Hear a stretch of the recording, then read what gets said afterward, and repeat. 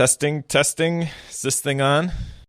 What did you do? You've got on here that you have a new podcasting setup. So what is it? What's the gear? I need to know. This is important. Well, okay. So first of all, it says new podcasting gear. It does not say that I have new podcasting gear. New podcasting gear is on its way to me. Oh. This is actually kind of related to follow-up from a long time ago. I think it was Think and Grow Rich, where we talked about the personal communication room, and I was like, I'm finally going to finish my office. Yes. Well, my office is almost finished. It should be done by the end of this year. Nice. So now that I have a home office, I have a convenient excuse to spend more money on podcast gear. I did a bunch of research. There's a place nearby that actually, like, I've been to Musician's Friend and those types of places, Guitar Center. I hate going in there because I feel like I know way more than anybody who works there. If I have to explain to you what I want in a lot of detail and go pick out the pieces to explain to you what it is I'm going to do with it, that's not a good sign. Exactly. But there is a place actually right down the road from the co-working space called Pixel Pro Audio. It's a local place, but the people who work there are really knowledgeable. So I went in there and started asking them some questions about microphones and stuff. They've got great gear, and they've also got great prices. That's usually at or below Amazon prices for a brick and mortar store, which is kind of amazing. Right. So I like buying from them. Spent some time in there, talked to them about some different microphones, went home and did a bunch of research, listened to the Mindset episode, which dropped not too long before we're recording this. Right. You're talking about your Shure Beta 87A.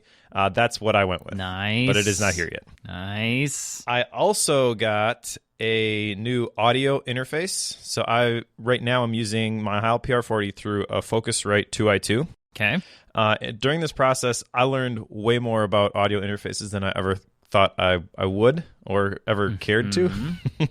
Okay. The Pixel Pro Audio guys mentioned to me that I should look into Audient. That is kind of like the logical step up from the Focusrite. It's not the sound devices, which is like $1,000 and is what the Marcos of the world use. But the Audient, they make a lot of bigger boxes that have really, really nice preamps and also really, really nice converters. So, Joe, you probably know all about that stuff. I know a lot about it. I just learned about it. Okay.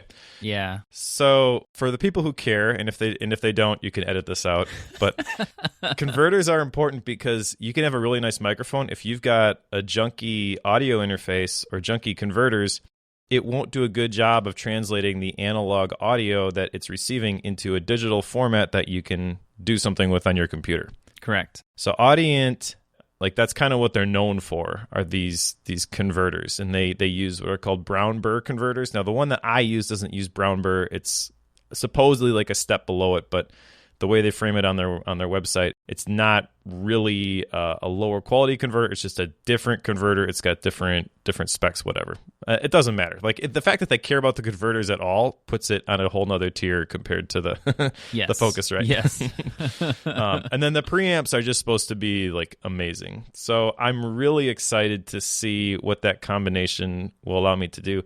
Also, the Audient, the interface I got is the ID4. So it is a single interface. Okay. So it's supposed to be great for just like plugging in a guitar and recording ideas and stuff too. So that's also something that I do. So I'm excited for that. It's got a dial that you can use and you can program when you're in Logic or whatever, and also a mute button built into it. Very nice. That's exciting. So you're talking about the converter from the analog structure of the microphone and converting it into the digital signal that the computer can consume. Exactly. That's what you're talking about? Exactly. Yep. Okay. So that's why USB microphones typically don't sound as good as XLR microphones, even if the XLR interface that you have isn't very good. Right. So you could buy a really cheap, I don't want to throw any brands out there because they've all got like very cheap ones and also very good ones, it seems. But if you buy like a $50 audio interface off of Amazon, you can plug in an XLR. You will get better sound quality, most likely, than just plugging a USB mic like a Rode Podcaster or my ATR 2100, which I still do like. But after doing some audio sampling and doing the research on the other microphones, like, yeah, it just doesn't hold up. Right. Yeah, then there's from the $50 tier, usually there's like the $150 to $200 tier, which is where you'll find the Focusrite on the low end, the Audient, maybe a Tascam, something in there. An Onyx Blackjack is probably in there too. But then you can jump up to like the $1,000 sound devices, or there's one, I think it's called the Apollo, which my brother actually uses. It's crazy because that you can actually apply effects before it hits the converter. Yes. So you could EQ your voice before the microphone signal even gets to your computer, which is crazy to me. Another route that you can take is the route I'm using, which is using a soundboard itself. Like I've got a USB soundboard, and I've also got an external recorder in the Zoom H4n Pro, which was a gift from a listener. So thank you, whoever you are. Essentially what that allows me to do is I can record like I am right now without sending it to digital at all. So there is no converter. It's just going from XLR straight into the recorder, which is super nice. But I'm using the USB portion of the soundboard to get the signals to and from you. But I can do, like, it's got the full EQ compressor. You can do the aux send things. The one I have has a 6 input, 4 output setup on it. So it's kind of intense for most people. And with that, I don't need any of the converter pieces per se. I am using the built-in converter that's in that soundboard to get the signal to and from you. But that never hits the listeners. So whenever, listeners, when you're hearing this, you're actually not hearing that converter process at all because the recording is done pre-conversion. Does that make sense, Mike? Yep, to me, but probably to nobody else. The life of audio engineering. By the way, you gotta share my address with this mysterious gift giver who keeps sending you stuff. I have a theory about this, by the way. Okay. Because Drew brought this up on the latest Whims at Work, and you were kind of like, oh, yeah, that's right. I think maybe Drew is the mysterious gift giver. Okay. You think it's Drew? Well, okay. I don't know your entire social circle, but given the evidence, interesting. If I had to pick somebody, my pick is Drew. I'm not convinced it's the same person. And the only reason I say that is because of some weird markings that I see on some of the boxes and such. They don't always seem to come from like a manufacturer at all times. I've received 3 of these now, 3 random gifts from people. And with the Zoom, I know who that one was, and that one was not Drew. Because this person reached out to me on email and explained why they were giving it to me. So on that one, I tend to play it off as if I don't know who that one is, but I do know that particular one. The other 2 that I've received, I don't know who they are. And that could be Drew, maybe. I don't know. Drew, are you playing games with me? Quit playing games with Joe's heart, Drew. It's true. Well, that's fun. It's exciting. New podcasting gear is always an exciting time. And part of the reason I get so much into audio is because of what I do at our church, because the sound system that we run there is really intense. Like we use it's an Allen & Heath iLive for the main soundboard. It's a T112, which means it has 112 channels on it. And you're mixing a lot of stuff all at one time. You're dealing with gates and preamps and PEQs and compressors and limiters, de-essers. Like you're dealing with pretty much every aspect that you would in a studio setup without going full studio setup. If you work with that stuff enough, and then you come to, I don't want to say the lowly world of podcasting, but it's not nearly as sophisticated. It's easy to, I guess, get by with something a lot simpler. And knowing what simple to go with is not always the easy thing to determine. Yeah, absolutely. I noticed that when doing the research, because the good research is done by like the musicians and the sound on sound people. Yes. The podcast is like, oh, this one is cool. Yeah, like I used to run the Rode Podcaster a lot, and I still have it. If anyone's interested in purchasing that, I'm selling it. So if you have an interest in that, gladly sell it to you. Shoot me an email. I'll work through that with you. But the thing is that it's not a cheap microphone when you're buying it new. It's a USB mic, and it does a really good job given the USB nature of it. But if you ever want to increase quality and have a more stable environment, you tend to move over to the XLR world, which is what I did. And that is not a cheap world to move into. No. But you're right. Whenever you look at a lot of reviews by podcasters and how to get into podcasting and what makes for a good mic, what makes for a good this or that. The microphones and stuff that you tend to see on that, although they will do the job, they're not always the best quality. And if you're going to get serious with it, you tend to want the quality to be there. It's not mandatory because people are very forgiving with some of it, but you're going to want to upgrade. And to me, it makes more sense to just put a little bit of more money into it up front than to try to sell and then upgrade later, which is kind of what I did. So right. I don't necessarily recommend that you follow my path, but it does work and it does do a pretty good job. True, but enough about Podcast Worm. Podworm. You've got an action item here, which I'm very curious to hear about. Yes. We didn't have any action items for follow-up from 40X last time, and there are a lot of reasons for that. Anyway, I started doing a thing between our recording last time and this time that I have tried to do and mentioned numerous times on this show, and it has never stuck. And I can't say that it has stuck this time either yet, Mike, but I am playing with meditation again. And this is partially because of someone that, we've mentioned Drew now a few times. So Drew introduced me to a guy, Chris Bowler. And Chris mentioned an app called Oak that I downloaded because it sounded interesting. And to be honest with you, I was kind of rolling my eyes as I downloaded it because I know my tendencies with meditation, or rather my lack of meditation, and why I don't do it. But I started using this app, and I think if it's ever going to stick, it might be now. I've stuck with it longer than I have almost every other time. Nice. I can't really tell you that I have any positive results from this, but the practice itself seems to be going okay. I like that I get to, as I meditate, I get to grow a tree. I think that's cool. Maybe that's why I'm sticking with it, is purely for that. Of course, growing a virtual tree is what would make Farmer Joe stick with meditation. Exactly. Yes. I just need to grow a plant and I'll be happy. Nice.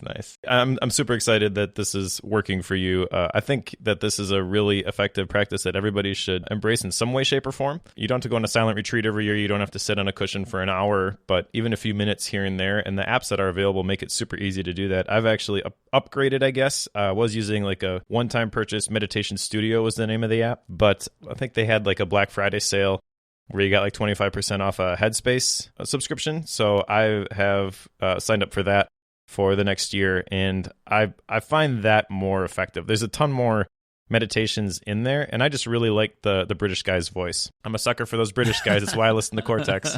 One of the first things I do whenever I set up a new phone is make sure that Siri has the British accent on it. Like that's a thing that I like to do. Yeah, me too.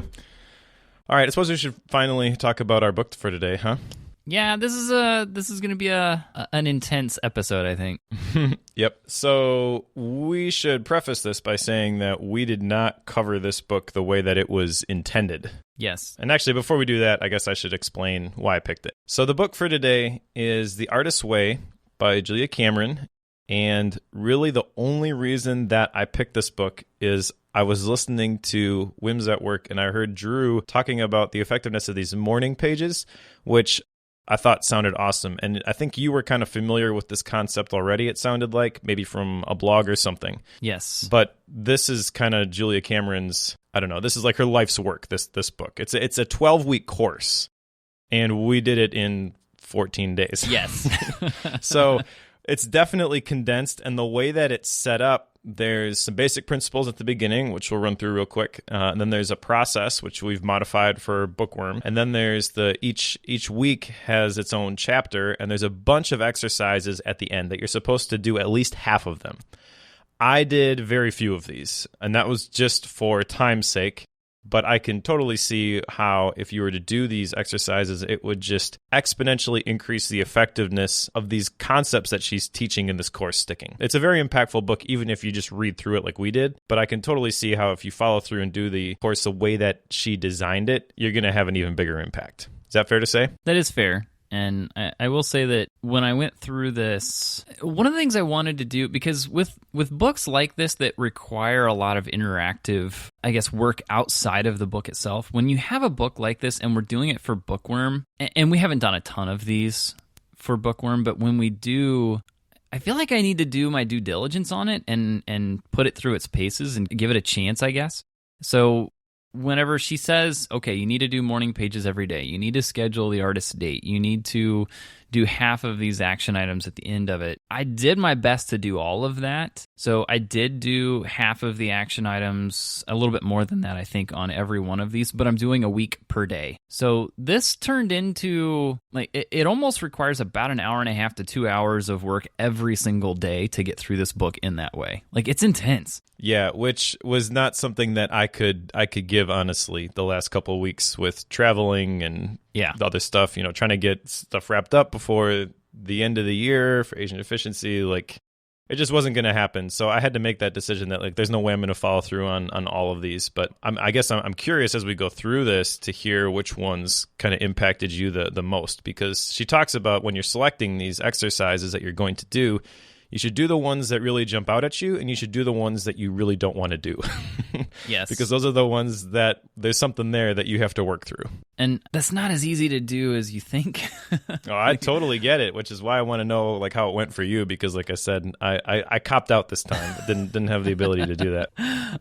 I'll put it this way, like, I'll try to mention the ones that impacted me the most, but to be honest with you, it's thinking time. And most of these action items are prompts. At least that's the way I saw them. So whenever I would sit down to do this piece of it, so I would read the week's reading, and then I would sit down to do the action items for that particular week of the course. And when I did that, I was planning on 45 minutes of time to go through those. And that simple time turned into pure reflection, I guess, which is similar to what the morning pages is. Mm-hmm.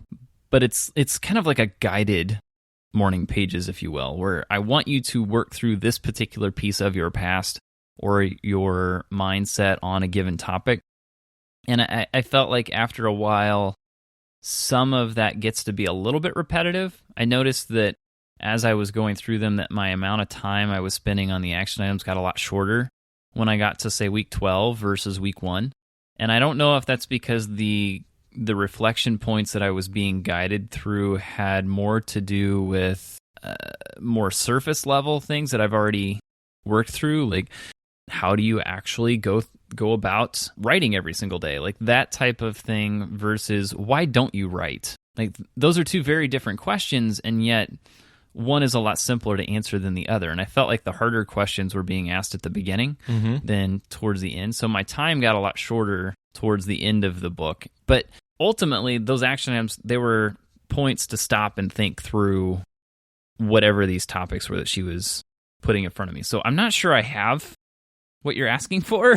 Like, these are the ones I liked the most. Okay. But I think ultimately it became a time for me to understand myself. It becomes a self-reflection and a self-evaluation point, and it helps you understand yourself, which I think was the main point of it. But again, I don't know how to like, here's a question you should do. Like, I don't know how to say that. Yeah, well, when you put on the outline that you were dabbling with meditation, I totally thought it was because you had just gone through this book, because this book is in a way a form of guided meditation. Mm-hmm. And she even talks about some of that stuff in some of the later weeks in the course. Right. So yeah, I totally get what you're saying. For people who have not read the book, maybe it's a little bit confusing, but it's designed to help you deal with some of these internal struggles that keep you from creating. And she's got a bunch of basic principles at the beginning, which kind of lay the groundwork for the foundation that she wants to build on throughout the rest of the course. We'll just run through these real quickly.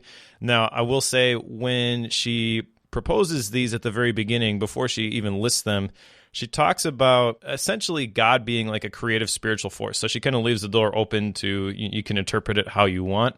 But she definitely, as she goes through the book, has this approach that there is a being that is helping you create. And it totally lines up perfectly with my own personal Christian belief system. So that's the lens that I looked at it through, and I'm assuming you probably did the same. But I guess I want to call that out at the beginning, because she does, that it's not necessarily like a Christian book, but she does refer to God a lot, which you'll see when we go through these principles.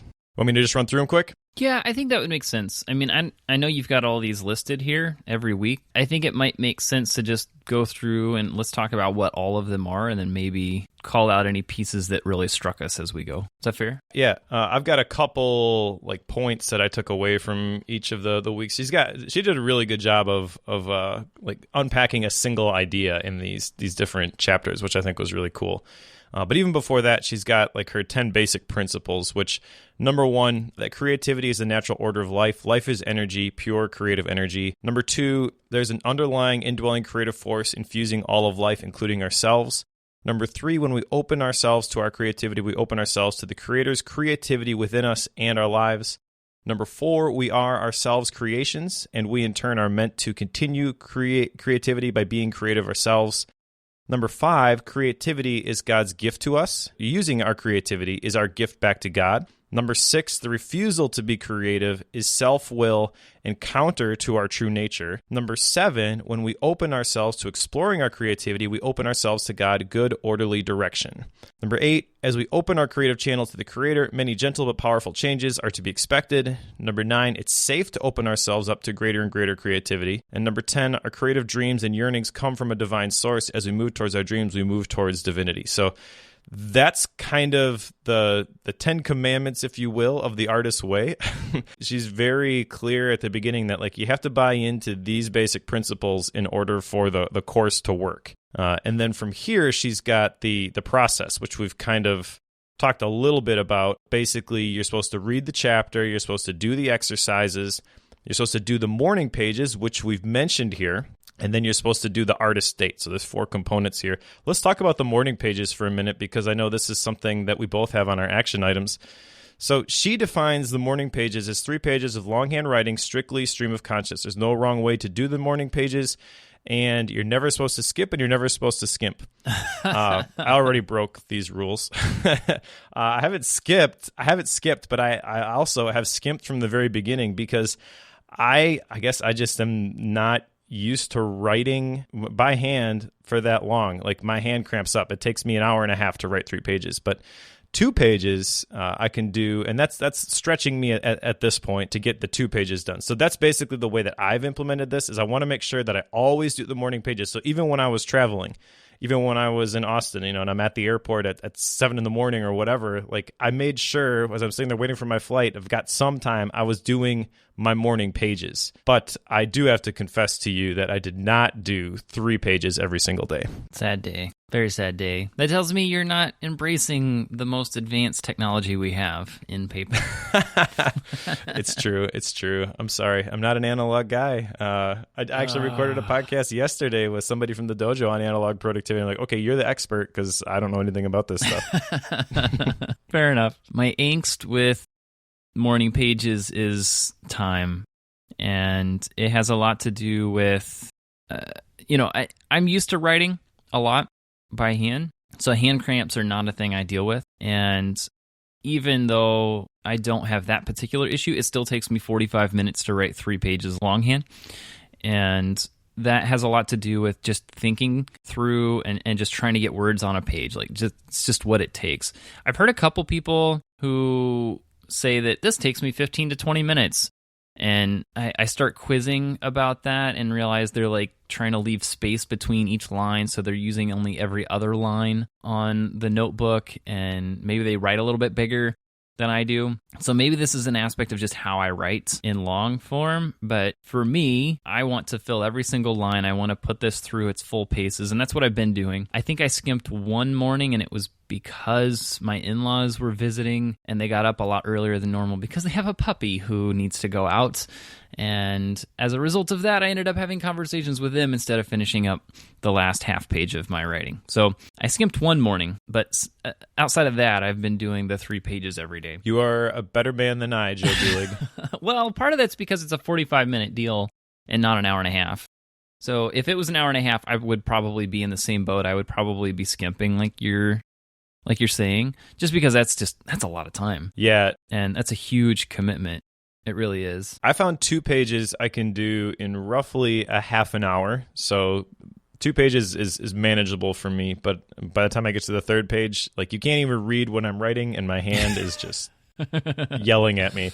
Yeah. So that's kind of where I've drawn the line. And again, like I'm adapting this, and this is not from Julia Cameron, but I would argue that the majority of the value here is not in the fact that you did 3 pages. You will get more value if you do 3 pages. But if you're starting from not doing this at all, the fact that you show up and you do it every day, that's the important thing when you start. I'm hoping to eventually, as I develop my hand muscles, I guess, get up to the 3 pages. And also hopefully having an office, a place where I can go early in the morning and not have to worry about being interrupted or waking people up. That will help with this because I will have more time to devote to things. But I definitely see the value in this. I love the format. I love, and I totally get why she says you have to do this longhand and it has to be stream of conscious, because if you were to sit down and type this, you can kind of keep up with, at least in my opinion, the way I type or I write, I can kind of keep up with the way that I think. But as I'm physically writing this, I can't write it that fast. So I have to kind of process these things as I'm writing them. And I found that gives my brain the ability to make connections that it wasn't making prior, if that makes any sense. Like I've talked a lot about, one of my favorite books is Steal Like an Artist by Austin Kleon, and he talks about creativity is just connecting the dots in a way that they haven't been connected before. I've found that when I have to do that by writing longhand, it gives my brain the ability to connect more dots. As part of my morning pages, even today, I wrote something along the lines of, like, I feel like everything that I've done with Bookworm was collecting these dots. And over the last several months, like, they've been working their way through the skeptical, rational epidermis, and now, like, the inner artist is finally getting these new toys to play with, and he's just opening up the Lego sets and connecting them in different ways, like stuff that I would have never really thought of before, and it's kind of weird, but it works. You mentioned something about the value of 2 pages versus 3, and I might argue with you on that one, just because having done all 3 pages most days, I can tell you that the first 2 are pretty easy for me to come up with. And page 3 is the hard one. I can see that. Or sometimes it's the first page is easy, and then it's the last 2 are hard. And there's something about forcing yourself through that 3rd page that brings more to the table than just trying to do the thinking through of something on 2 pages. Because something I found with it was that as somebody who gets into productivity or who is trying to solve some complicated problems, with some development structures that I'm working on, or even business ideas, I find that my brain tends to go to those and uses the morning pages to solve those. And I can lay out the problem in clear ways for myself to comprehend in about 1.5 pages. That's about what it ends up being. The last half of that 2nd page ends up, like, that's what starts getting me onto solutions and what it is I want to do as a result. And then that 3rd page forces me to think outside the box sometimes with those solutions and then actually have a plan forward.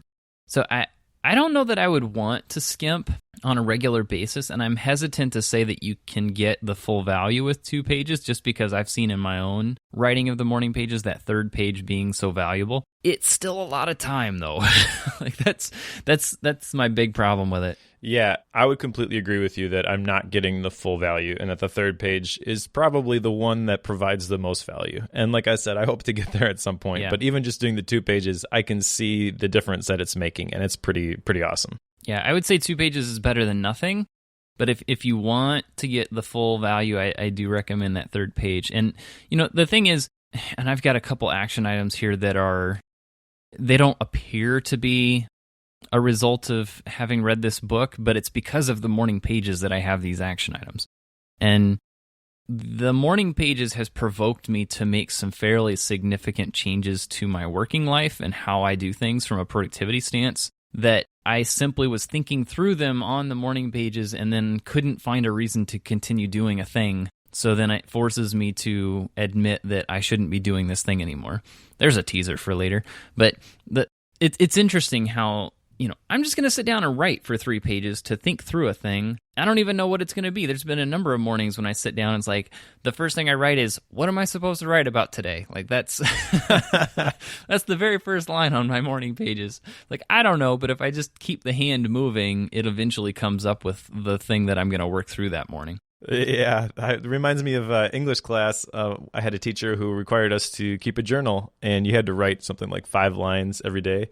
And most people would put it off until like a couple days before it was due, and then they'd crank out a bunch of journal entries like, today is whatever. Yep. Today I am going to. I don't know what else to write here. It's just like the standard form stuff, which is totally against the spirit of the journal entries. But what you're saying is that just the fact that you're putting in that minimal effort, that's a lot of times enough to prime the pump and get stuff flowing. Right. And I totally agree. She even mentions that whenever she's introducing the concept of morning pages, like, it doesn't matter what you write, you just need to write. Yep. And even if you need to write, I am writing my morning pages, I am writing my morning pages, I am writing my morning, even if you have to do that, you're still getting it done, because at some point your brain will trigger off of that and start having other thoughts. Like trying to hold that constantly for 3 pages worth of writing, you're not following your consciousness when you're doing that. So, even doing that little thing does go somewhere. Yep, absolutely. And the other important thing that she lays out in the process is the artist state. And this is where you're spending time every week with your inner artist. She recommends that you do this weekly. Again, with my crazy travel schedule, didn't get to this. I actually had this scheduled for this week. I was going to actually be gone Monday and Tuesday, but it did not work out for reasons that were outside my control. So it's actually happening later this week. But that's not really just like the artist state as she's defining it. I'm getting away for a day and a half, and it's kind of like my thinking time for the next quarter, the next year. The artist state specifically is every week you're going to take a couple of hours and you're going to schedule something fun. Maybe that's something that you wouldn't normally do, which is going to stir creativity within you.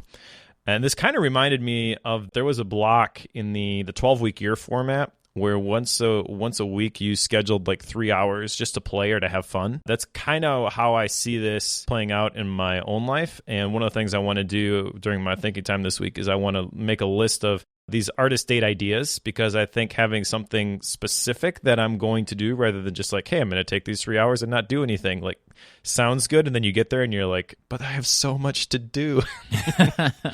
So making a list of like physical things that I want to do, places I want to go during these artist dates, I'm thinking is going to help this stick a little bit better. Yeah.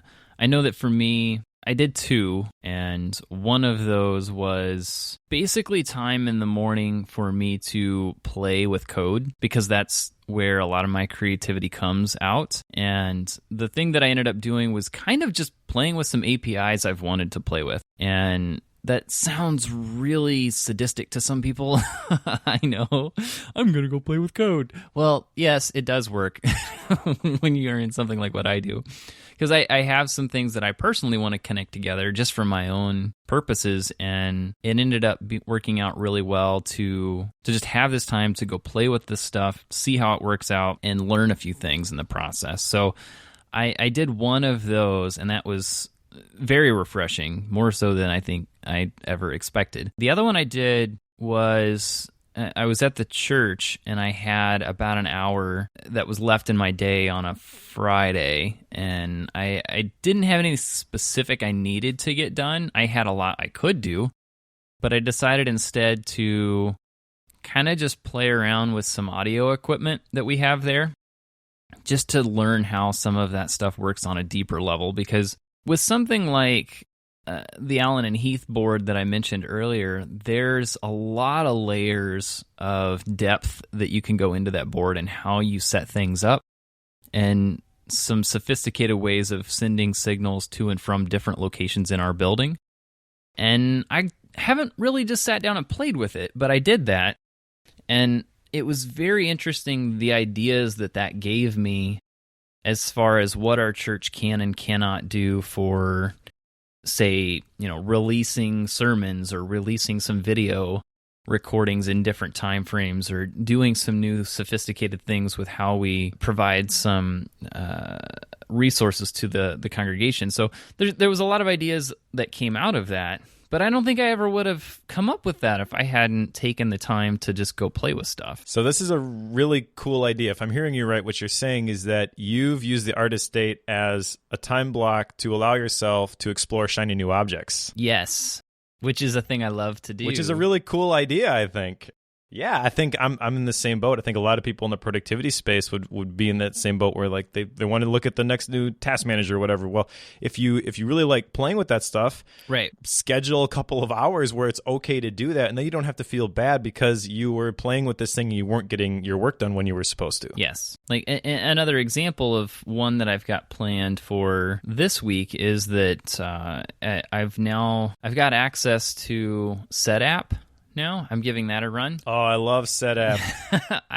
It's not ever made sense to me financially, but I'm playing with it this Friday. So I have it installed.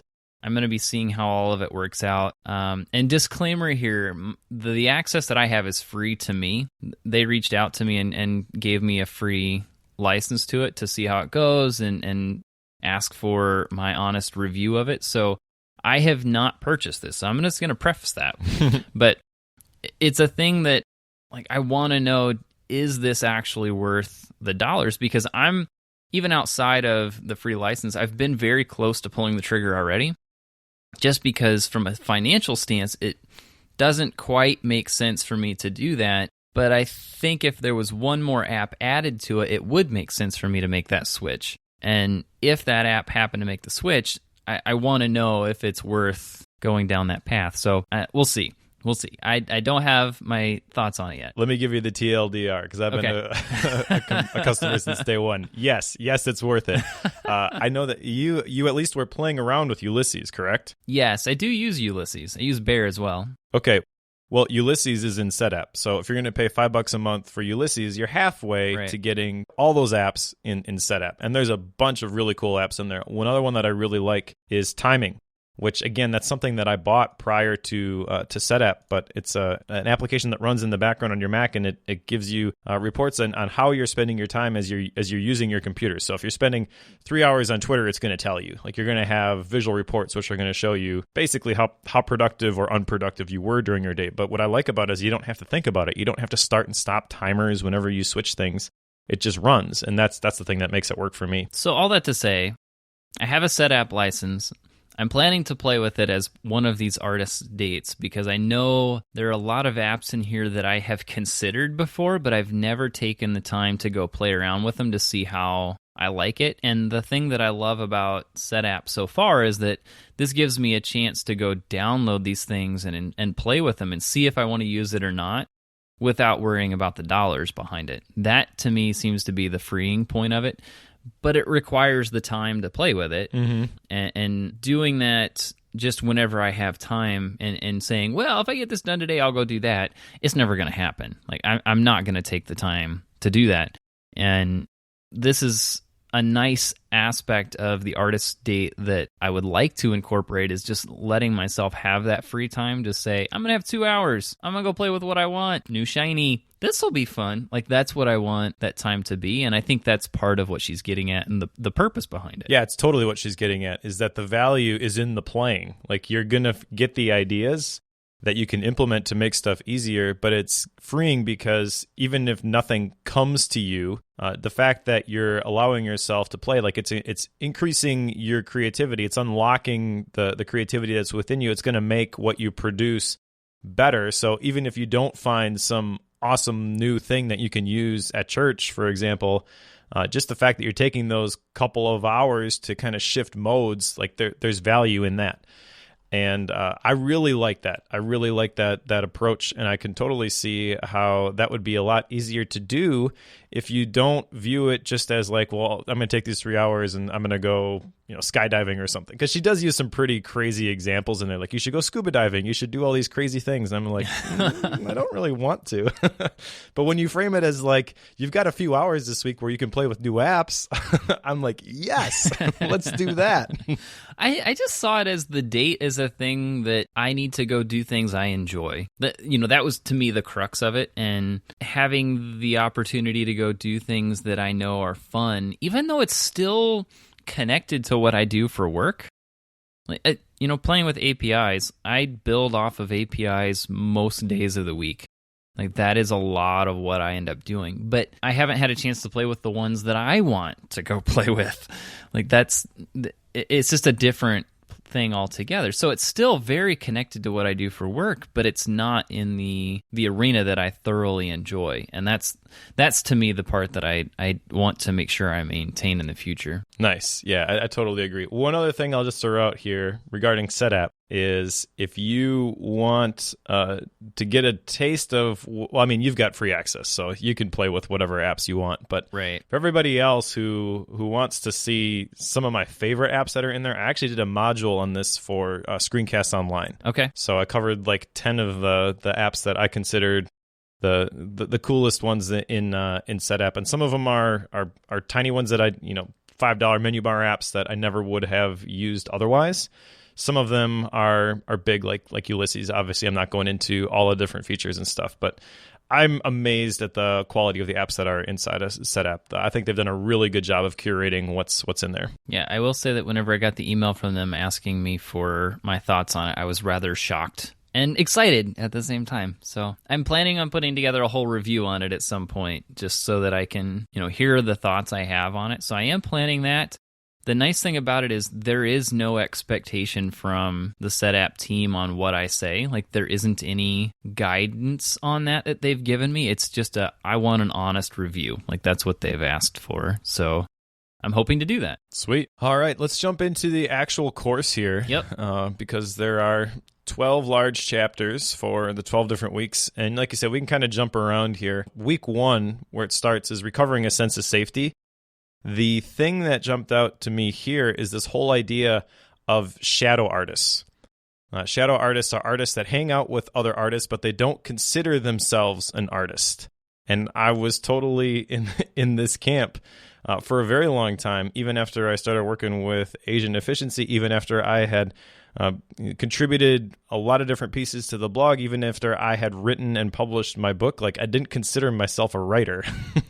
To hang out with other people who, quote unquote, were writers and just felt inadequate, and that's really what she's getting at here, is that these shadow artists, they like to be in those circles, but maybe they don't think of themselves that way, and that not viewing themselves as having the ability to be an artist or the ability to create, that keeps them closed up. Like, they have the potential to become an artist, but it's almost like that they're completely okay with just being in the same room as these people, even if they don't get to actually do any of the cool stuff. Like somebody who loves to paint and all they ever do is go to museums and look at old paintings. Like, that's what they do.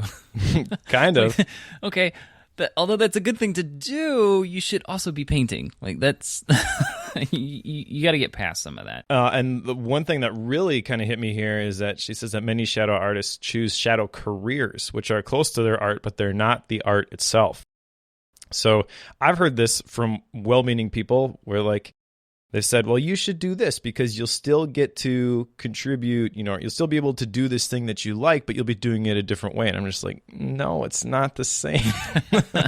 Yeah, I get it. You end up being like an IT consultant instead of a web developer. Like, come on, do the real thing. Yeah, exactly. And unless you are all the way in on the artist scale, if you were to say on a scale of 0 to 10, depending on 0 is where you start off, and 10 is like where you want to be, and maybe the web developer is an 8 and the IT consultant is a 6 in that particular scale. And you can define your own scale. That's really important. It's not like there's one right way to measure this stuff, but you basically what she's saying here is don't be content with being able to see what other web developers, for example, are doing, and then occasionally being able to dabble with that in your chosen career as an IT consultant, if that's really what you wanted to do, was become a web developer.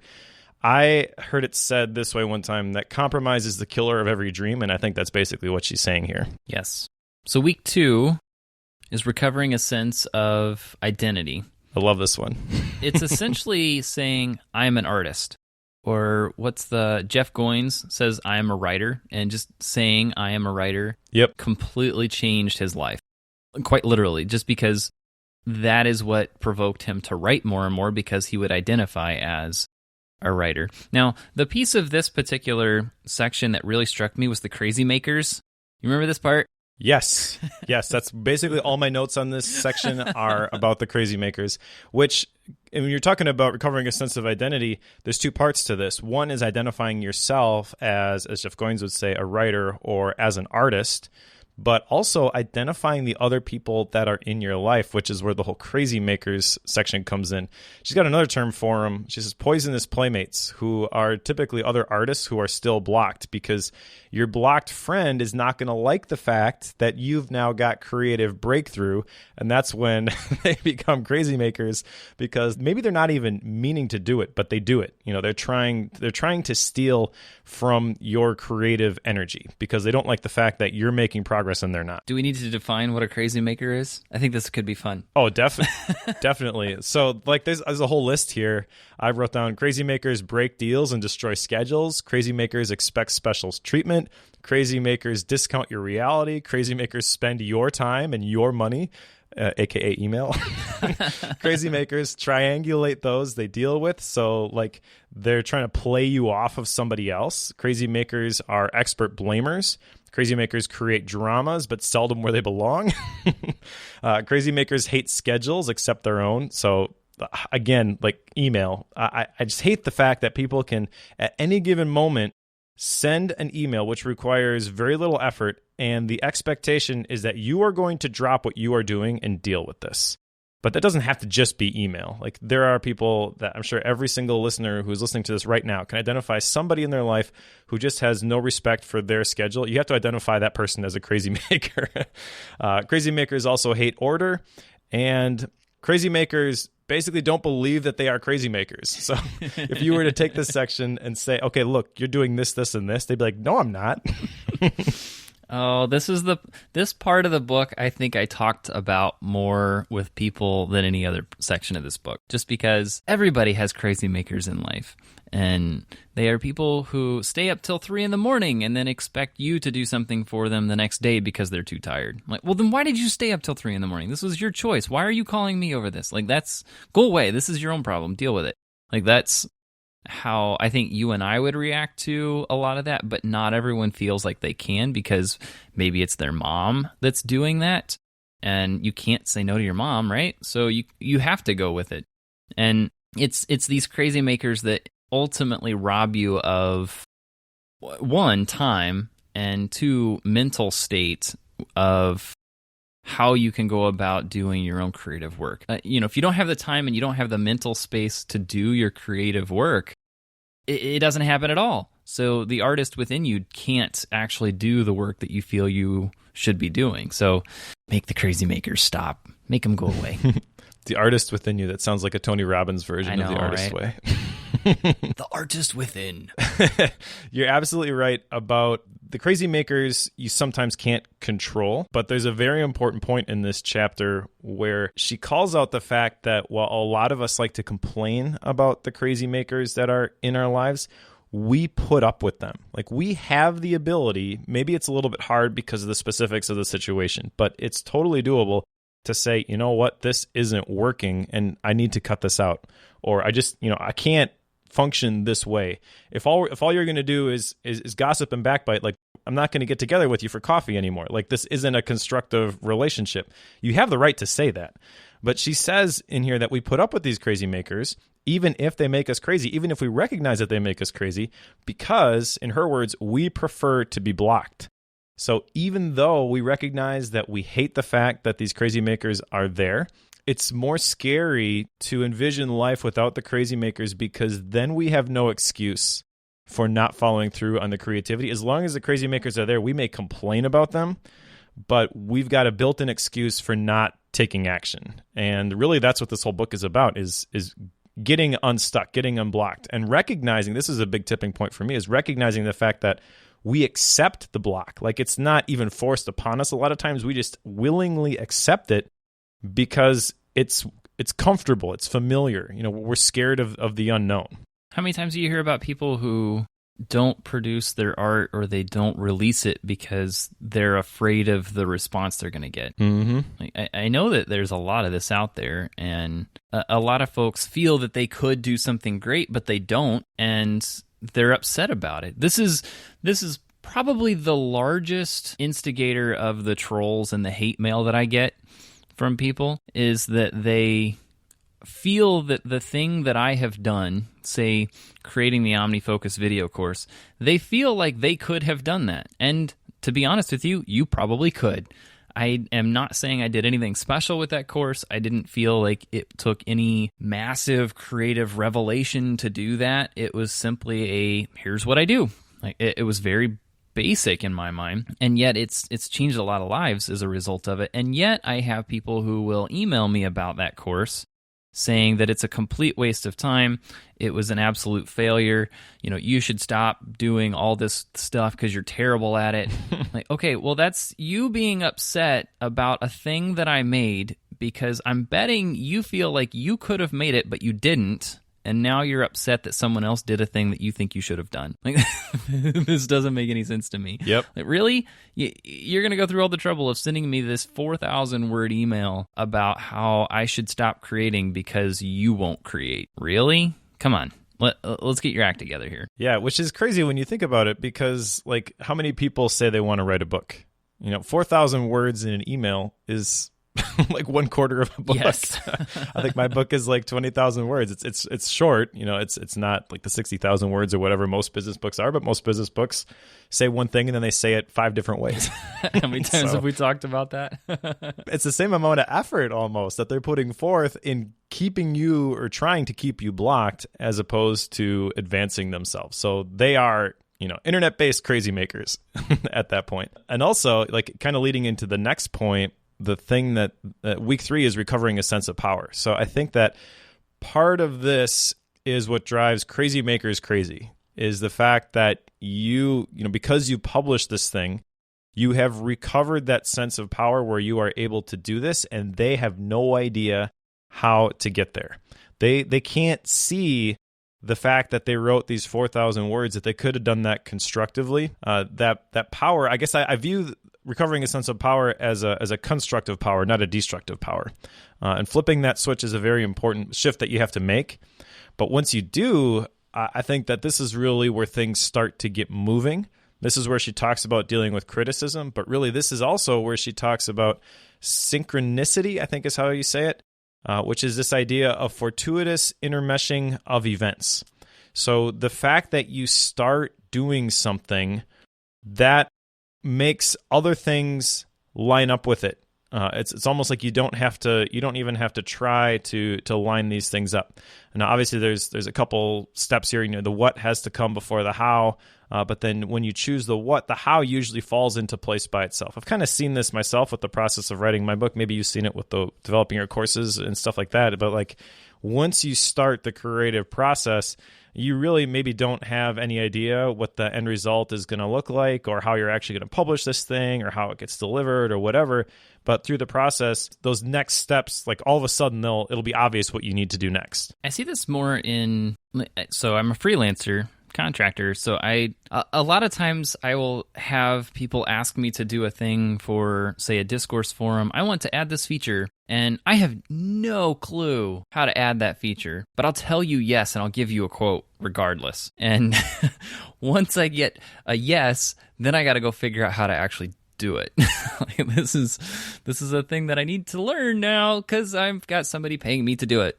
So the how of it, I don't always know. Or like I've taken one, it's probably a few months ago, where they were asking me to build on a language I had not built on before, which is fine. It just means I need to go learn the language as I'm building the thing. And I said yes to it. They committed to it, so we built it. But I knew what I was doing, but I didn't know how to do it. But it seems like once I do that and I say yes, and then I begin the process of actually building it, the mechanisms and the hows of it just kind of come together. I can't really tell you how or why, but it's a thing that the mechanisms that I need to go through and actually in the process to actually build it just kind of happen. And I don't know if that's just because of my background in development and I just understand how that stuff works, or if that is more of a function of just having, in her case, the universe helps you pull it all together. Like, I don't know how you want to define that, but it just seems like if I define what I'm going to do, as she says, the how kind of just goes along for the ride. Yep, exactly. On page 65, she says, I have learned as a rule of thumb never to ask whether you can do something. Say instead that you are doing it, then fasten your seatbelt. The most remarkable things follow. So I totally have seen this apply in web development. So I kind of get the code example. I don't do the same languages that you do, but I have seen that play out in my own life. But I think that this applies to just about any area.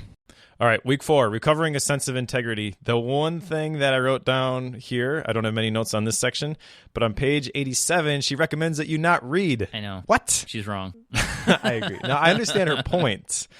She says that it poisons the well, and the real reason behind this is so that you don't just collect all of this information.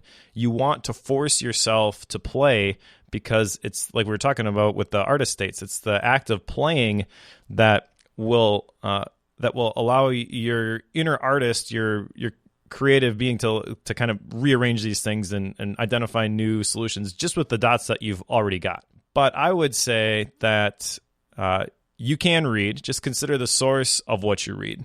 Like I mentioned before, like the value of Bookworm for me is that I'm reading all these books, I'm getting all these dots, all these little nuggets that are being placed in my toolbox, and the act of the morning pages is something that allows me to connect those things a lot more freely and in a lot more creative ways than I ever have before. So I understand the point, but I disagree with the specifics of like absolutely no reading in week 4. I think she's calling out like a different type of reading than reading a book. Yeah, I did too. Yeah, because she talks about, newspapers, television, what else is here? Chatty conversation, gossipy conversations, radio.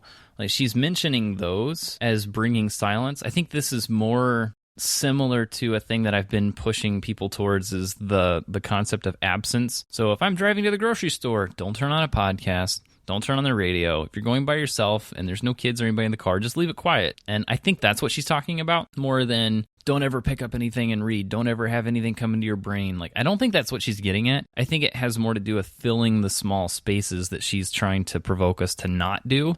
Yep. Which is easier and easier to do the more advanced these little screens in our pockets become. And I think those little moments are what she's provoking. I agree, but I also think that when I read this, I also got the idea that she was saying, like, don't carry a book everywhere, for example, because when you have that little downtime, like you should embrace that little downtime. You should not be reading. You should not be consuming. So that just goes against every grain in my body. Which means I should probably try it at some point. Yep.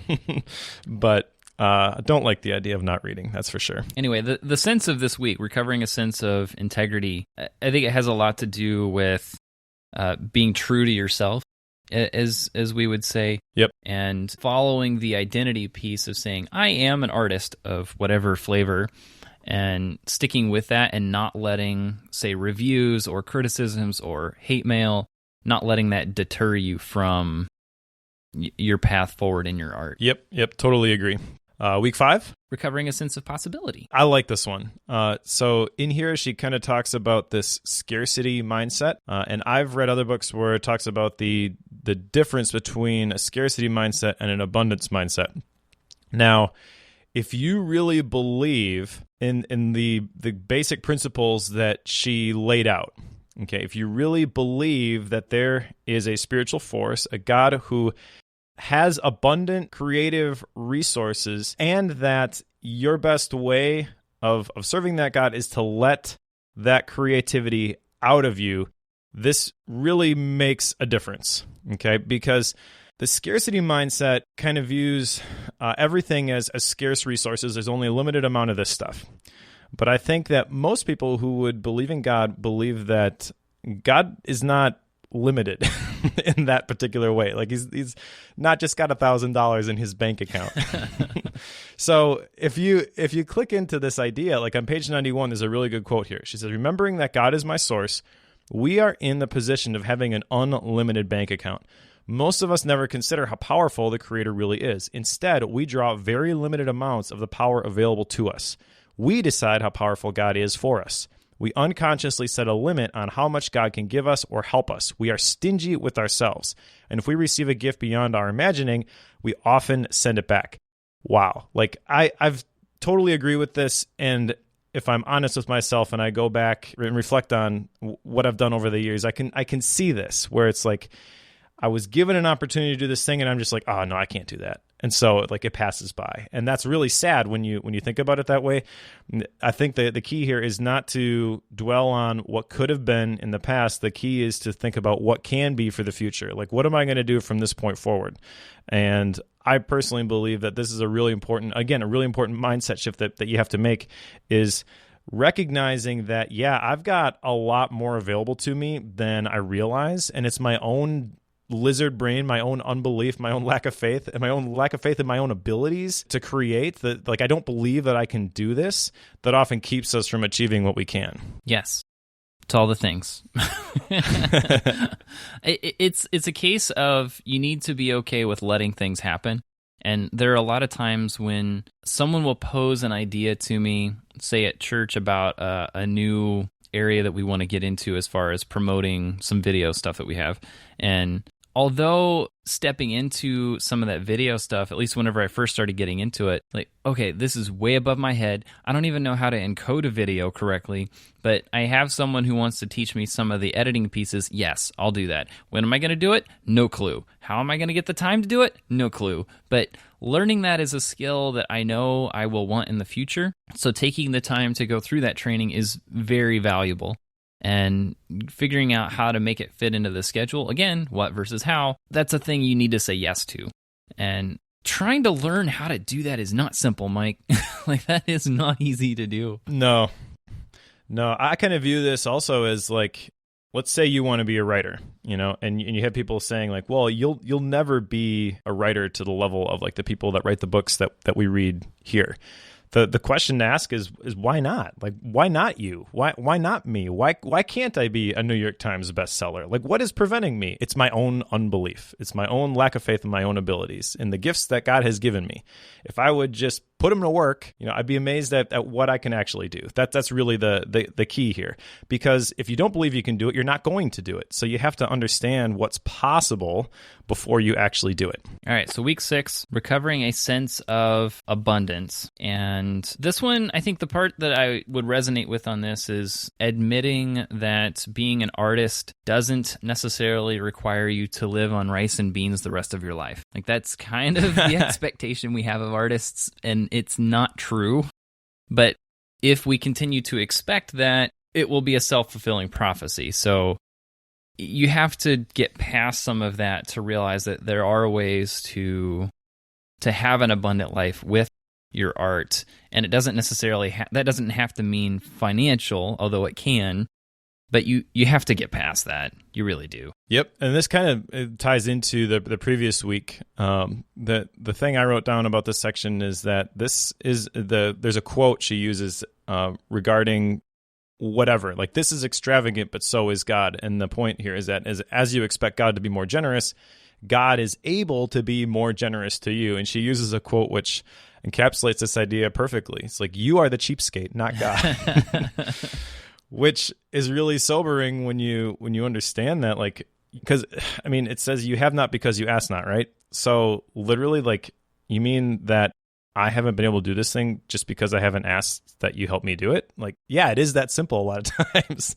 And there are other people, though, who are going to say, like, well, it's not that simple. It doesn't work that way. And she uses a term in this chapter called wet blankets to describe them. And you want to avoid the wet blankets who are going to put out your fire and your passion. Stay away from the wet blankets. All right, so that's right. Let's go on to week 7, recovering a sense of connection. And I believe, if I interpret all of this correctly, what she's referring to is a connection to God and connection to, she would probably say, the forces or the universe that help you create things without your own brain getting in the way.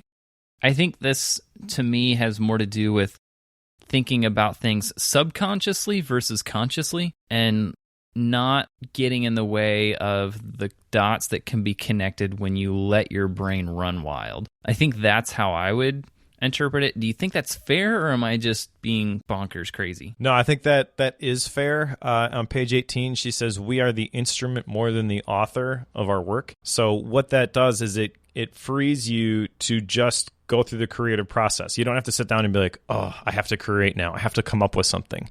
Because the creative process, and that's where the sense of connection comes, is like if you engage in the creative process appropriately, you've got a spigot that you can turn on, and then the creative process is the hose, and then whatever comes out on the other end is completely okay. She says once you accept the idea that it's natural to create, you can begin to accept the second idea, that the creator will hand you whatever you need for the project. And that also means that essentially you shouldn't be worried so much about perfectionism.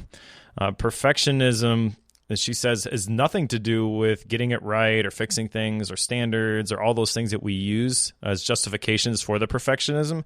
Perfectionism is really a refusal to allow yourself to move forward, which if you understand this whole idea of connection totally makes sense, because it's like, oh, well, that connection worked once, but I don't know if it's going to work again. So I should probably just stay on this project because I don't know what the next project is. And I'm scared of trying to connect again and create again. But you need to do it anyway. You need to do it anyway, absolutely. Which means you need to recover a sense of strength. Yep. To keep powering through those times when you don't feel like you could keep moving on it. And I think that's not necessarily an easy thing to do, which is why page 3 of Morning Pages is so important, Mike. So touche. You should do page 3. Because I think it's an important piece of what she's getting at here, is that you need to continue to build up your muscles in powering through the times that aren't always as easy. And when you feel like you need to start another project or you need to, embrace a new aspect of your art, that's where this strength comes in. And you don't want to let that fall away, because then you'll start saying no and you'll become blocked again and you won't be able to power through and keep going on to the next thing when you should be. Yep, that totally makes sense. And in this section, she even compares an artist with an athlete. She says an artist will have injuries just like an athlete.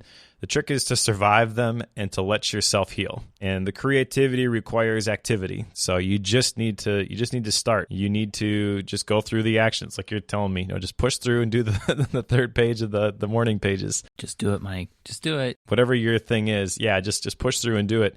Because if you don't do it, you will end up suffering because of that. She also says that art that isn't expressed is like a miscarriage, and the artist suffers terribly because of it, which I totally get. I put off writing my book for years until I couldn't stand it anymore. And then I was like, I just have to do this. Like I said, I didn't consider myself a writer. I suffered from all of this stuff that she's describing in this in this book. I overcame a lot of it, but also going through this course, I realized that I've got a lot more to do. So what's week 9? Week 9 is recovering a sense of compassion. A couple things I wrote down here regarding procrastination and enthusiasm. Enthusiasm, as she mentions, in the Greek literally means being filled with God, which I thought was kind of cool, based on all of her guiding principles and the belief as God is a creative being, which, again, I totally agree with, and the fact that we are made in His image and all we have to do is create, and that just kind of unlocks things. You think about artists typically, and you think about like passion projects, you think about people who are really into what they're doing. As I read this, basically what it spoke to me was that if you're going through the process the right way, the enthusiasm or the passion is going to come. It's grounded in play, not work, which is why the artist dates are so important. And joy, not duty, is what makes that a lasting bond. So one of the things I wrote down here is to get a couple of toys for my artist to play with. She mentions this, and I thought immediately of like David Sparks and his desk with all his like Star Wars stuff. Yeah, I've got a few of those things on my desk, but I'm definitely going to keep my eye out for some additional like desk toys and things that I just think are fun. That really reading this section showed me that those things can help cultivate creativity. I think some of this compassion piece also plays into not being hard on yourself when you fail. Like there's a little bit of that aspect that I got from this piece as well, because I know that there are a lot of cases whenever I am creating a new video course of sorts, or I'm building a new application for myself, like for a new business of sorts. And whenever I do that, it's easy for me to get upset with myself if I'm not being entirely productive, and I sometimes want to take a break from it. Like, okay, this is a fun thing that I want to do, but at the same time, I just want to take a nap. Like, that's okay. Like, I think that's an aspect of this that needs called out, is that you have to forgive yourself sometimes. Yep. Not only do you need to have the passion behind it and forgive others whenever they fail to continue pushing through on their creative journey, but you have to do that with yourself as well. And that's not all that simple to do, even though I made it sound simple. Definitely not. And the other thing I wrote down here regarding procrastination, I mean, this is something that everybody deals with. And she kind of calls it out right here that procrastination, that lack of action, putting off what you know you need to do. The real cause of that is fear. Fear is what blocks an artist. And the way to overcome that, she, in her words, use love for your artist to cure its fear. And this is where the enthusiasm and the joy, not the duty, why that is so important, and why the artist states in the play is so important. Because if you're doing something that you love, if you're doing something that you enjoy, that's going to provide the motivation to overcome that procrastination. You're going to do the thing not because you want the end result, but just because you love the process. And I think this plays into the next one as well. It's funny how they all tie into each other. Yep.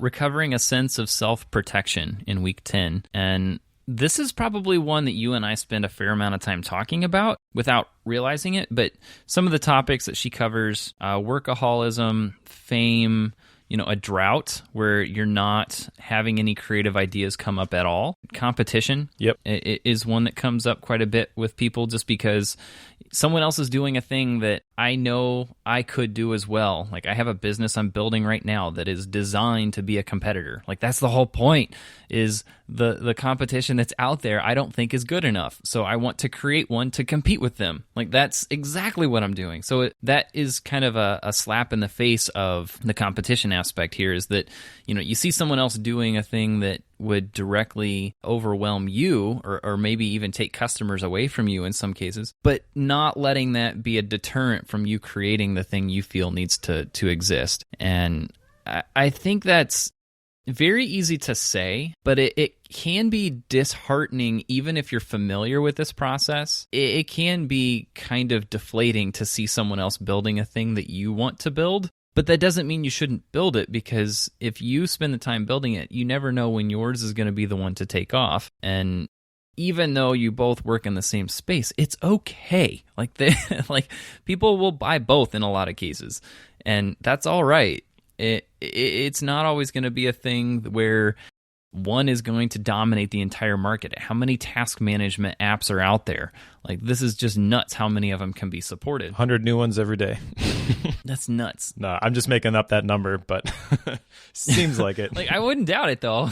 But you get what I'm saying. Like, the competition piece, and that's just one aspect of it. The workaholism thing is probably the one I struggle with the most, just because I love a lot of what I do, so I tend to want to do it more. So there we go. Just going to leave it there. Yeah. But I need to be better about protecting myself in that way. Yeah, workaholism is a block, not a building block, she mentions. And this gets back to the whole idea that's kind of been prevalent in the productivity space this year, is like, don't be busy, be effective. Essentialism, minimalism, all those sorts of things, like those are really popular right now. And really what they're saying is like, just the fact that you're working doesn't mean that it is actually working. And also going back to the competition piece, the fact that, like you said, the fact that someone else succeeded doesn't mean that you can't. But also, fame does not equal success. So the number of copies that you sell really is, according to Julia Cameron, a little bit irrelevant, because the point of the work is the work. And there's a very real danger in the comparison, where you compare what you've done with what somebody else is doing, because that is going to make you less content. She uses the example of magazines, like People, but right away I thought of Facebook. Oh, yeah. Yeah, I could see that. You hear stories all the time about people who are on Facebook a lot, and they become more depressed. They're not happy with their situation. I heard a ridiculous statistic, and I forget the number, so I'm not going to try and quote it, but Facebook is a major reason for a lot of failed marriages, because you see your old flame on Facebook and you think, well, what could have been. You're not content with your own situation. Same idea, like with without the relationship piece. Like, you see what everybody else is doing and you see how happy they are and they're projecting the very best parts of their life and you're comparing it to the totality of your life and you're just like, oh man, my life stinks. It's not a healthy place to spend a lot of time, but it's also a very addicting application and service. So people spend a lot of time there. And as a result, like you compare yourself to other people and you get discouraged about what you don't have or what you haven't been able to do. If you ever want a reason to not be on Facebook, you should just know that they hire PhDs that design the application to addict you to it. Yeah. Like that is a lot of what they are designing that app for, is to keep you on it and serve you ads and sell things to you. Like that is what it is designed to do. The whole process of sharing your life is kind of the icing on the cake that they're using to get you to consume the rest of the cake. Like that's what they're doing with it. So just avoid Facebook. Yeah, now a very important distinction here, because I'm sure that people are thinking like, well, what about Twitter? What about all the other social media networks that are out there? And the same danger is with all of these. But a very important distinction, I think, with Facebook and Twitter is the reciprocity with all the people who are your quote unquote friends. Because what that means is that you are only ever going to be Facebook friends with people that you already know. These are people that are in your past. And so for me, it's a lot of like people I went to high school with. I don't necessarily want all of the people I went to high school with to be able to barf on my timeline. Which is why I like Twitter, because you get to choose who you're going to follow. And yeah, there is a lot of negativity on Twitter as well. But I feel like Twitter does a better job, at least right now, of giving you the tools to ignore some of that stuff. You know, you don't have to be notified of your mentions and your likes and your, you know, all that sort of stuff. The direct messages you can turn off. And so literally, if all you wanted was a timeline of what's going into what's happening in the world, or what's happening in your world anyways, you can curate that. And then I actually use Tweetbot, and it's got this awesome muffles feature. So like I just block all the political stuff. Star Wars just came out. I haven't seen it yet. Joe hasn't seen any of them. So maybe you want to create a Star Wars muffle for the next 6 months or whatever, until you finally follow through on that 12-week year goal. I'm going to have Josh. Getting close. Yeah. Are you? Awesome. So yeah, like you can curate it so that it's not so negative, but also like you can pick the people who you look up to, the people who are doing the things, the artists, you know, that there is the danger here of the shadow artists, for example. Like you could follow a bunch of writers, you could even interact with some of them, and then you never actually write because you're in the same space as them, and that's good enough. But I think it does give you the format of it is going to really, it's set up a lot better to avoid that the comparison, in my opinion anyways, than the way I use it. All right, so let's go on to week 11, recovering a sense of autonomy. And this goes back to a little bit of what I was saying earlier with the Jeff Goins bit and the sense of identity of I am a writer or I am an artist. And she brings that out a little bit here, but one of the things that I like about this section is she talks about this artist's altar, which I think is kind of a fun thing to think about. I don't know that I like the terminology of calling it an altar, but that's right. Kind of beside the point here. But for me, I like the idea of having a place that you can go, and this is where I do my morning pages.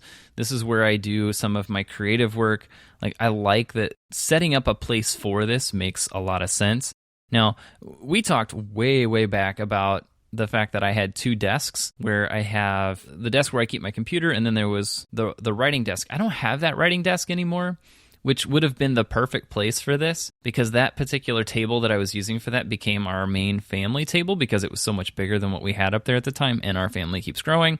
So, you know, with 3 girls and food and everything on the table, it just needed to be bigger. So, long story short, I lost my writing table, or my writing desk. Sad day. So I don't have a dedicated place for this per se. So I'm working on that. I don't have it as an action item, but I'm just kind of working my way through it somewhat. I just don't want to formalize it, I guess. Have you listened to Hurry Slowly by Jocelyn K. Glei? The Austin Kleon one, he talks about how he's got 2 separate desks. I thought of you right away. Yes. For the listeners, if you're not listening to that show, I highly recommend it. That is probably the #1 podcast I listen to right now. Yeah, she gets a little political for me sometimes, but it's good content. The things that I wrote down here were that creativity requires physical action.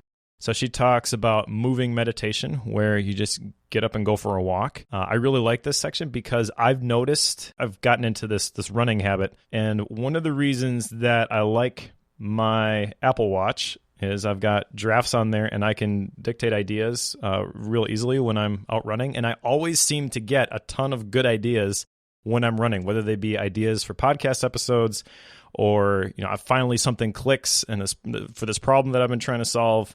But I see this happen all the time. I have no idea why it happens, but it definitely does happen. So I can tell you from my own personal experience, I guess, that this does actually work.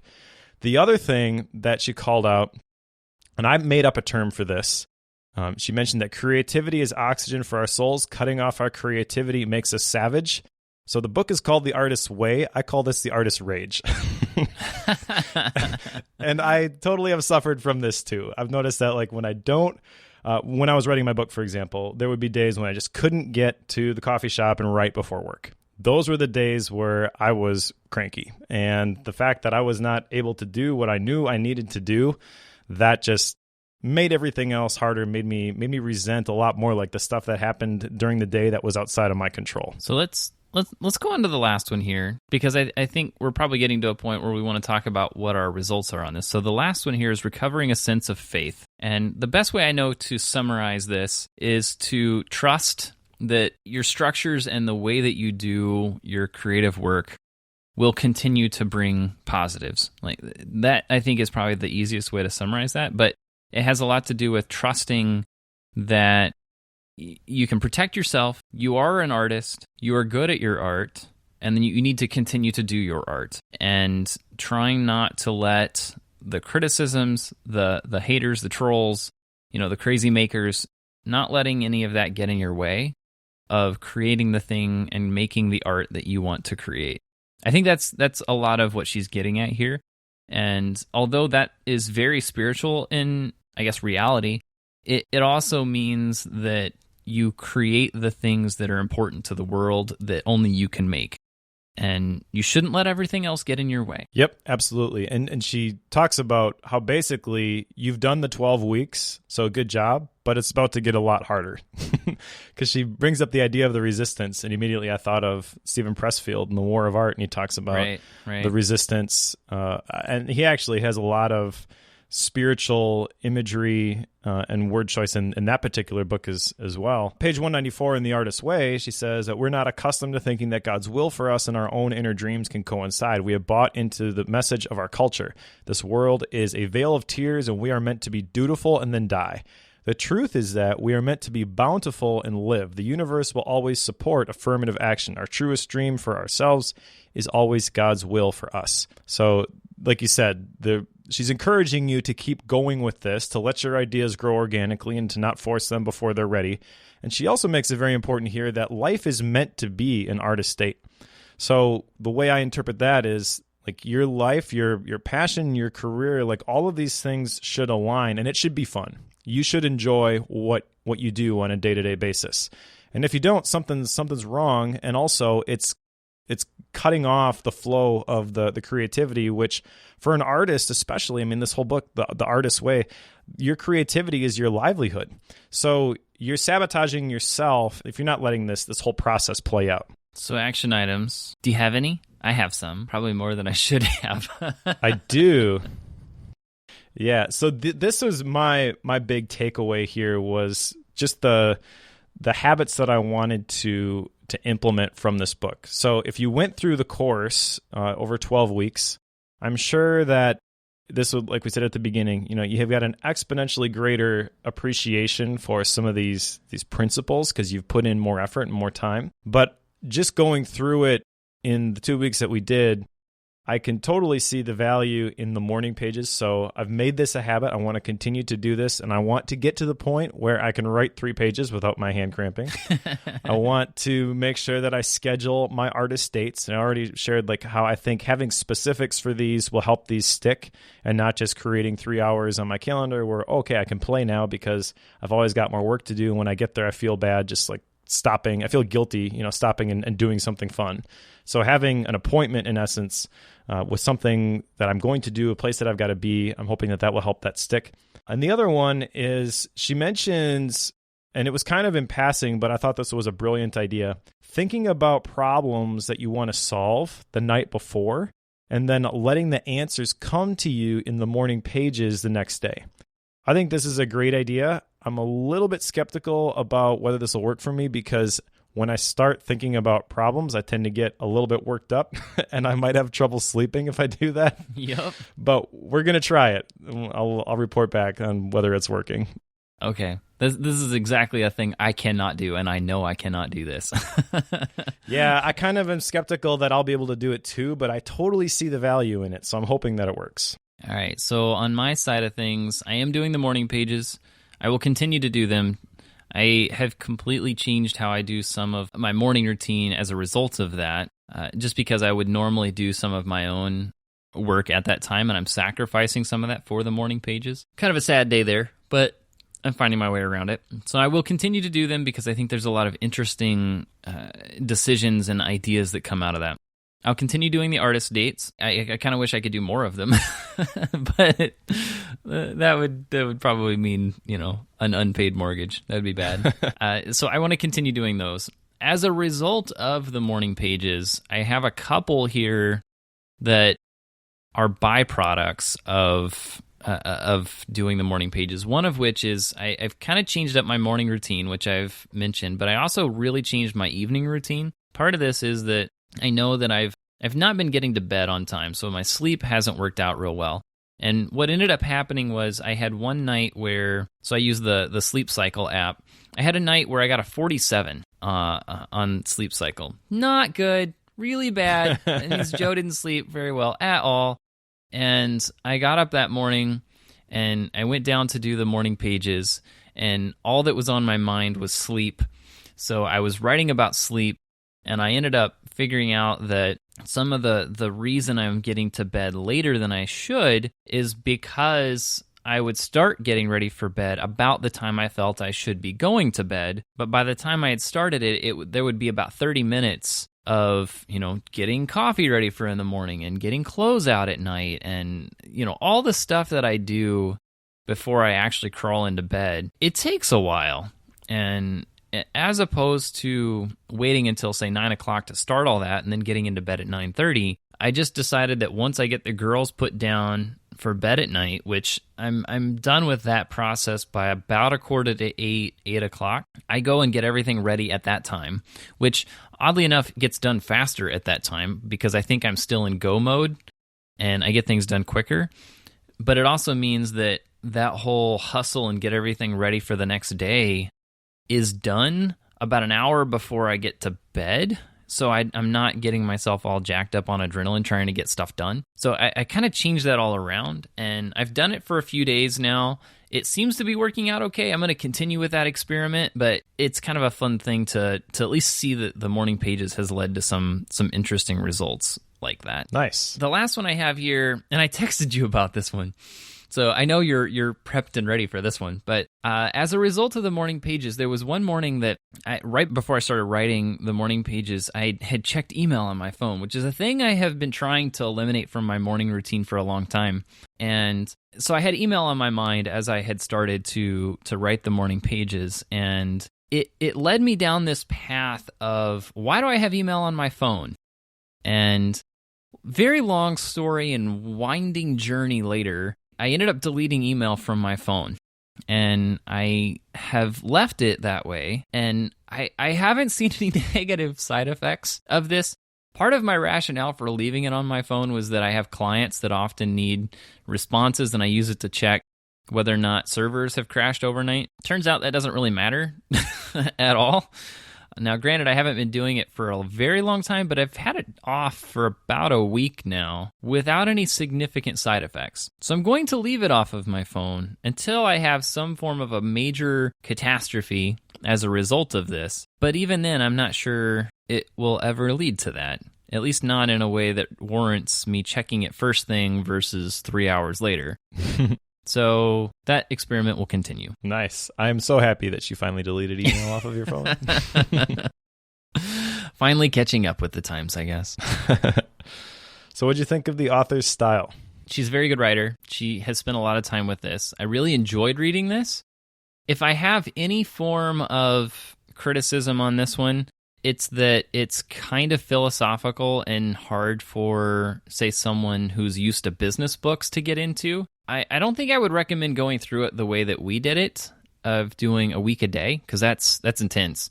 I'm not going to lie, I'm kind of happy to have this recording done this morning because it means that I'm going to get about an hour of my day back now that this book is done. Like, okay, I'm glad this is all over. And I can just stick to morning pages and an artist date and not have to do all the action items every day. So I'm kind of grateful for that.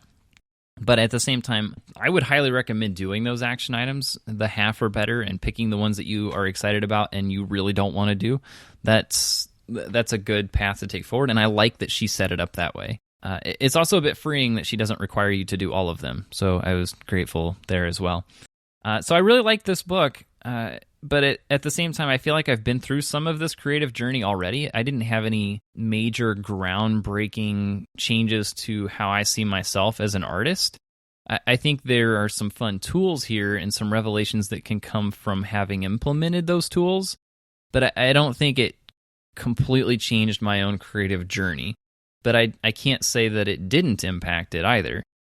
So it's been a thing that I know I've been on this path already, and it simply cements that I'm on the right path. I'm not going to give it a 5 as a result of that, but I will give it a 4.5 for a rating, because I did really love this, but at the same time, it is a bit philosophical for me to recommend to everyone. But if you're in the creative realm at all, I would say this is a must-read in that case. Yeah, this is a very impactful book, but also the amount of impact that it has, I do think depends on your stage in the journey. The action items, we didn't really go through a lot of these, but some of these I had done already as well. Like she's got an action item, the life pie, I think, which is essentially the wheel of life. So I've done that even recently. She talks about creating affirmation statements, which are good, writing out your ideal day, that sort of thing. There was one in here where she talks about going back through your morning pages and using different color highlighters for the insights that you got, and then another one for like the actions that are required. So lots of great action items, tracking your spending, scheduling downtime, all of that sort of thing. Like there's some great ideas here, especially if you're new to this process. Like implementing even some of these and going through those exercises is really going to help a lot. I've done some of these things already. The big impact for me was in the morning pages, just doing that consistently. I can't even explain the additional clarity that I've gotten from doing those. Like I'm totally a believer in that process now. I'm going to implement the morning pages in the artist state, and I'm excited about what that is going to do. I found the writing style a little bit sensational. I don't know. It's very different than a lot of the books that we've read, which is refreshing to a certain degree, but sometimes I just like, okay, you can dial it down a little bit. That being said, I do think that it's really impactful, some great content here. I think anybody who goes through this, even if you just read through this, if you didn't do it the way that she designed it, like we did, we modified it. But if you were to go through the course, you're going to get a huge amount of benefit, I would say. But even just reading through it, I think it's something that I would recommend to just about anybody. So I'm going to join you at the 4.5 stars. It's not completely life-changing, but it's really, really good. And I got a lot of insights in it and some really great rituals and habits that I think are going to just make everything that I do easier. The whole focus on like the effectiveness versus the efficiency, like that's something that's been brewing in me for quite a while, but this solidified a lot of things for me. All right. So with that, we'll put The Artist Way on the shelf, and we will step into the next book, which is my pick, 168 Hours by Laura Vanderkam. And the tagline for this, because I think the tagline will help people understand what this is. You have more time than you think is the tagline on it, the subtitle. And how to find time, with an hour and a half for The Artist's Way per day. Hopefully, well, maybe I should have read this one first. How to find time for it all. But this is it's a listener recommendation. Nice. And the one that I picked after that is How to Read a Book by Mortimer Adler, which I think we've teased and mentioned like, hey, we should really cover that. But Yeah. I was listening to another podcast, and I forget which one it was, where they mentioned that this book was really impactful, and it makes a whole lot of sense that we would learn how to read a book before we read many more books. Yes. So that we can get the most out of them. It's fun that we're going to do the How to Read a Book as episode 42. Yeah. It's a big book, by the way. So, all right. Not as big as like Paid to Think, and I haven't cracked it open yet, so I'm hoping not as action oriented as The Artist's Way. But maybe that should have been one of my action items: is do a little bit more research on the books before I pick them, so I don't get us into any more 12-week courses that we're going to cover in 2 weeks. Right. Here's a 1-year book. We're going to do it in 2 weeks. All right. Good luck. Between here and there, I am reading still Principles by Ray Dalio. I picked up The Artist's Way and Principles at the same time, thinking, because I looked at The Artist's Way a little bit ahead of time and was thinking, this will be pretty quick. Like, it seems like it'll be a quick read, not thinking about all the action stuff that comes with it. So my thought was I was going to work on The Artist's Way, a course, one of the course weeks a day, and then I would use Principles to fill in, and that didn't work. So that means I'm still on Principles. So I'll wrap that one up, and then I'll have 168 hours for the next round. But yes, Principles is what I'm still working on as a gap book. Nice. I just ordered one called The Gift of Failure by Jessica Leahy, I think is how you pronounce her last name. The subtitle for this, I don't have it in front of me, but it's something along the lines of like setting your kids up for success by letting them fail. Which is an interesting idea. And one of the things that I struggle with as a parent is like, you don't want to see your kids get hurt. You don't want to see them fail. But this book basically is talking about how that's a very important step in the process. And once they learn how to deal with failure, like that helps them be more resilient and more successful. So kind of parent specific, but this looks interesting. And I saw it initially, I believe, on Tools and Toys where they had mentioned it. Nice. So as I mentioned, 168 hours is a listener recommendation. And if you have one that you want us to go through, you can do that very easily, bookworm.fm/recommend. A little form there you can fill out, tell us what the book is, and we'll get it added to our recommendations list, which you can find over on bookworm.fm/list. And that will also give you a list of all the books that we've gone through in the past, as well as the ones that we have planned to go through in the future. So /recommend, you can send your idea over to us, and if you want to see what's out there, /list. And if you want to help other people find the show and help us take down KCRW, we'd really appreciate it if you would go over to iTunes and leave us a rating and review. I also found out recently that the majority of podcast player traffic comes from Overcast, like a disproportionate amount of it. So if you use Overcast, just tap that star button. That'll also help us out a lot. Nice. I don't think I was aware of the little star button in Overcast. I tend to just pull it up and hit play. I don't really pay much attention to the UI. That's probably a bad person. Anyway, so if you are someone who wants to follow along with us but haven't been, and you want to read these books with us, this would be a good one to stop into with our next read of 168 hours, since Laura Vandekam is going to help us find more time. At least, I think that's what this is about. We have more time than we think, and that's what I'm hoping we'll figure out how to do next time. So if you're wanting to learn how to read with us, you can do that by joining this round with 168 hours.